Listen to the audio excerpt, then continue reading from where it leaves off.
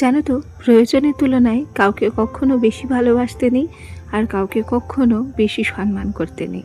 যারা অযোগ্য হয়, ভালোবাসা এবং সম্মান পাওয়ার যারা অযোগ্য হয়, তারা কখনো তোমার সঠিক মূল্যায়ন করবেই না, তোমার ভালোবাসার তোমার সম্মানের দামও দেবে না। সুতরাং জানো তো, যে ঠিক যতটুকু পাওয়ার যোগ্য তাকে ঠিক ততটুকু দিতে হয়।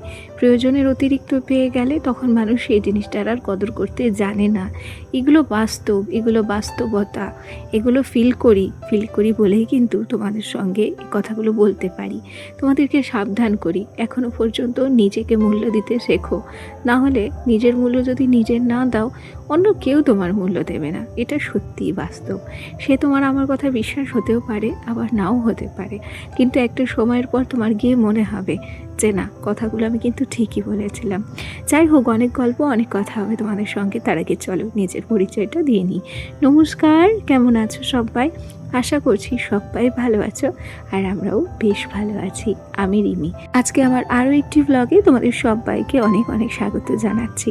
শুরুতেই তোমরা দেখলে আমার বর কিন্তু বিছানা গোছাচ্ছিল, তবে আমিও ঘরে যেহেতু রান্না বসিয়েছিলাম তাই আমাকে হেল্প করছিল। আমার সারাদিনের সংসারের কাজে আমার বর বাড়ি থাকলে আমাকে যথেষ্ট হেল্প করে দেয়। তবে ইদানিংকালে আমার বরের পায়ে বাতের ব্যথাটা খুব বেড়েছে, কখনো ব্যথাটা কমে না, তার হাঁটতে গেলেও ভীষণ অসুবিধে হয়। তাই আমি তাকে বলেছিলাম তোমার কিচ্ছু করতে হবে না, একটু সময় দাও, ও ঘরে আমি রান্না করে আসি, তারপর বিছানা গুছিয়ে নেব। তারপরে ওই ঘরে এসে দেখি বিছানার চাদরগুলোকে এসে ভাঁজ করে দিয়েছে, আর আমি মানা করার পর বিছানাটা আর গোছাইনি। ওদিকে আমি রান্না বসিয়ে দিয়ে এসে এখন বিছানাটাকে গুছিয়ে নেব। ওদিকে আমি আলু দিয়ে, পেঁপে দিয়ে, তারপর চাল কুমড়ো দিয়ে, সমস্ত কিছু দিয়ে একটা সবজি বসিয়ে এসেছি। আর ওদিকে ছোট্ট ওভেনে বসিয়ে এসেছি হচ্ছে মিষ্টি কুমড়ো ভাজা। ওদিকে লো ফ্লেমে আমি বসিয়ে দিয়ে এলাম, দেখলাম যে এখন না একটু ঘরের কাজকর্মগুলোও সেরে নিই। কারণ কি, আমার বর বাড়ি আসার পর আমার কাজের প্রেশার আরও বাড়ে, আর তার উপরে ঘুম থেকে উঠতে অনেকটা দেরি হয়ে যায় জানো। আর ঘুম থেকে উঠতে যখন দেরি হয়ে যায় তখন সমস্ত কাজেরও দেরি হয়ে যায়। তাই আমি ভাবলাম কি, রান্নাটা বসিয়ে এসে ঘরে বিছানাটাকে গুছিয়ে নিই। কী হয়েছে জানো, আমার এই বালিশ কভারগুলো যখন বানাতে দিয়েছিলাম তখন একটুও ভাবিনি যে বালিশ কভারগুলো আর একটু বড় বানাতে হবে। বালিশের কভারগুলো একটু ছোট ছোট হয়ে গেছে তো, তাই বালিশের কভার পরানোর পর ফিতে বাঁধলে না সাইডগুলো দিয়ে বালিশ বেরিয়ে যায়। আর তার উপরে না এটা পিওর শিমুল তুলোর বালিশ, যে কারণে বালিশগুলো প্রচণ্ড নরম। জানো, আমার আবার নরম বালিশে খুব একটা ঘুম হয় না। আমি আমার বালিশটাকে একটু শক্তপোক্ত করে নিয়েছি, আর সেই সাথে আমি যে বালিশটা মাথায় দিই জানো তো, সেই বালিশের কভারটাও ছোট পরিয়েছি। বালিশ টাইট না হলে আমি ঠিকমতো ঘুমোতে পারি না। আচ্ছা, গল্প করতে করতে আমি সুন্দর করে কিন্তু বিছানাটাকে গুছিয়ে নিয়েছি। আর প্রত্যেক দিন জানো, এই যে খাটের বিছানার চাদরগুলোকে এইভাবে আমি চিরুনি দিয়ে গুজে রাখি। আগে একদিন খেয়াল আছে তোমাদের, আমি হাত দিয়ে গুজতে গিয়েছিলাম, আর ওই খাটের প্লাই থেকে না হাতে একটা চোচালি আমার হাতে ঢুকে গিয়েছিল, ভীষণ যন্ত্রণা করেছিল। তারপরের দিন থেকে আমার না ভয় লাগে। আচ্ছা, গল্প করতে করতে বাইরে এলো মাধুকরী নিতে। আমি বললাম কি যে আমাদের তো অসহ্য চলছে, আপনি কি নেবেন? এবার ওনার হয়তো মত আলাদা, উনিও বৈষ্ণব, কিন্তু উনি বৈষ্ণব মতে বলল যে নেওয়া যায়, সেই জন্য তাকে মাধুকরী দিলাম। সকালবেলাতে আমার ছেলের পড়া ছিল, ওকে সকালে পড়তে দিয়ে গিয়েছিলাম সকাল 8টার দিকে। ঘড়ির কাঁটায় এখন বাজছে 10টা। আমার রান্না বান্না হয়ে গেছে, ভাবলাম 2 ঘন্টা যখন পড়াতে দিয়ে এসেছি তাহলে ওকে নিয়ে আসি। তবে গিয়ে এক প্রকার খালি হাতেই ফিরেছি, আসলে ছেলেটার পড়া শেষ হয়নি। আজকে খানিকটা বেশি সময় ধরেই পড়াচ্ছে, সেই জন্য ওকে রেখে আবার বাড়িতে ফিরে গেছিলাম। আজকে ছেলেকে ছাড়া জানো তো একা একাই খেয়েছি, অনেকটা খারাপ লাগছিল। আমরা যখন খাই একসাথে বসে, বিশেষ করে আমার বর যখন থাকে, তখন আমি, আমার ছেলে, আমার বর 3 জনে একসাথে খাই, আর আমার বর আমার ছেলেকে খাইয়ে দেয়। তো আজকে না সেই জিনিসটা আর হলো না। আজকে আমরা একা একাই খেতে বসেছি, ওর কথা ভীষণ মনে পড়ছে। তবে খানিকটা সময় বাদে ও কিন্তু চলেও এসেছিল জানো তো।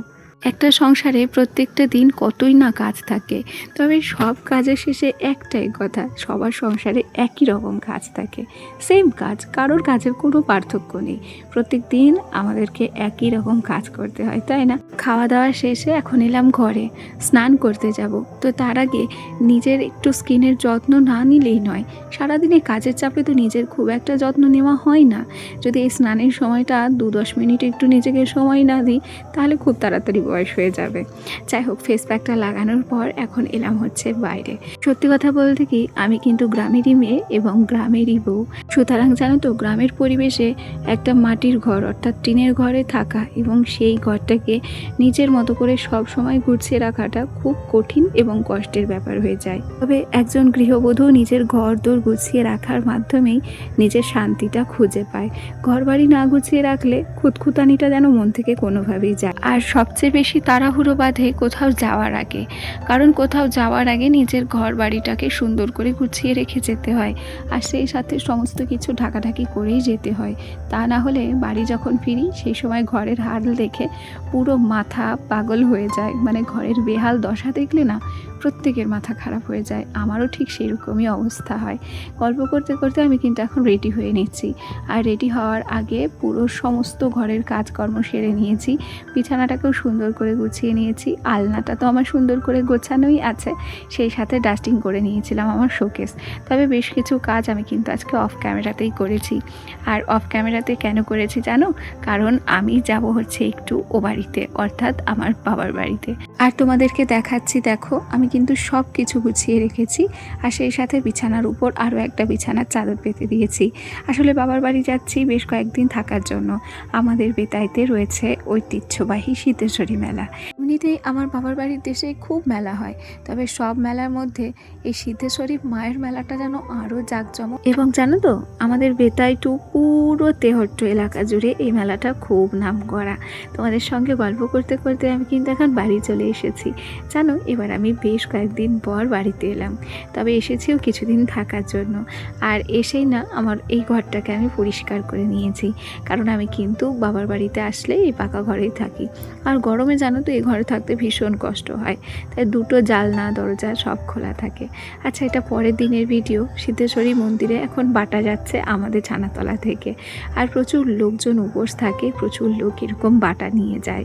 তোমরা আগে কখনো দেখেছো কি না জানি না, তবে আমাদের ছানাতলার এবার আরও একটা বিশেষ বৈশিষ্ট্য ছিল। আমাদের ছানাতলা থেকে এবার বাজনা করা হয়েছিল, আর প্রচুর লোকজন ছিল আমাদের ছানাতলায় মন্দিরের সামনে। আসলে পাঠা বলি হয়, তারপর সেই সাথে বাটা যায়, খুব আনন্দ হয় জানো তো। তবে এখানে একটা বিষয় আমার ভীষণ খারাপ লাগে, নিরীহ প্রাণীদের বলি দেওয়া এখনো পর্যন্ত রয়েছে। আচ্ছা, ঈশ্বর কি চায় কখনো কোনো পশুর রক্তের বিনিময়ে সন্তুষ্ট? সত্যিই কি ঈশ্বরকে এই নিরীহ প্রাণীদের বলি দেওয়ার পর সন্তুষ্ট করা যায়? এই প্রশ্নটা আমার কিন্তু থেকেই যায় জানো। আমি সত্যিই এর বিপক্ষে কিংবা এর বিরুদ্ধে বলতে পারো। আমরা চাইলেই তো সব কিছু পাল্টাতে পারি। আসলে দিন দিন আমাদের মধ্যে মানবিকতাটা যেন কেমন হারিয়ে যাচ্ছে। আমরা তো সব পারি, সব বুঝি, কিন্তু এই নির্বাক প্রাণীদের মনের কথা বুঝি না। যাই হোক, আমার যতটুকু মনে হয়েছে আমি ততটুকুই তোমাদের সঙ্গে শেয়ার করেছি। আর গল্প করতে করতে দেখো সবাই বাটা মাথায় নিয়ে কিন্তু বেরিয়েও পড়েছে। তবে দুপুরবেলা আমরা কিন্তু মেলায় যাইনি, কারণ ভীষণ রোদ ছিল, ভীষণ গরম ছিল। আমরা মেলায় এসেছিলাম বিকেলবেলা, আর প্রথমে একটু বৃষ্টিও হয়েছিল, ভেবেছিলাম হয়তো যেতে পারবো না। বৃষ্টি থামলে আমরা মেলায় এসেছিলাম। মেলায় এসে ঘুরে ঘুরে প্রচুর জিনিস দেখছিলাম, তবে সব কিছুর মধ্যে এই মাটির জিনিসগুলো না আমার ভীষণ ভালো লেগেছে। তবে আমার বাড়িতে কিন্তু এগুলো আছে, তাই এবার আর নিইনি। আর আমাদের এই সিদ্ধেশ্বরী মেলার সবচেয়ে বড় ঐতিহ্য এবং সবচেয়ে বড় বৈশিষ্ট্য হলো শাখা। এখানে প্রতি বছর প্রচুর শাখারি বসে জানো তো। আর এখানে না প্রচুর মানুষ শাখাও পড়তে আসে, ভীষণ ভিড় হয় শাখা পড়ার ওখানে। সেটা আর এখন তোমাদের সঙ্গে দেখাতে পারলাম না, কারণ মেলায় ভিড়টা মোটামুটি ছিল, বৃষ্টি হয়েছিল তো তাই। ওই শঙ্খগুলো তোমাদেরকে একটু ঘুরে দেখালাম। আর এই যে খেলনাগুলো দেখছো, এই খেলনাগুলো আমরা ছোটোবেলায় কত কিনেছি, কত আবেগ, কত স্মৃতি রয়েছে এর মধ্যে। তাই আমার ছেলের জন্য আমি এই খেলনা একটা কিনেছি। আর আগের দিন যে 3 পিসটা নিয়েছিলাম আজরাকের, সেটাই পরে কিন্তু মেলায় এসেছি। বৃষ্টি কমতেই মেলায় বেশ ভিড় জমেছিল জানো। সোনা অনেকক্ষণ ধরে বায়না করছিল জাম্পিংয়ে ওঠার জন্য, শেষে ওকে জাম্পিংয়ে ওঠালাম। চলো আজ তবে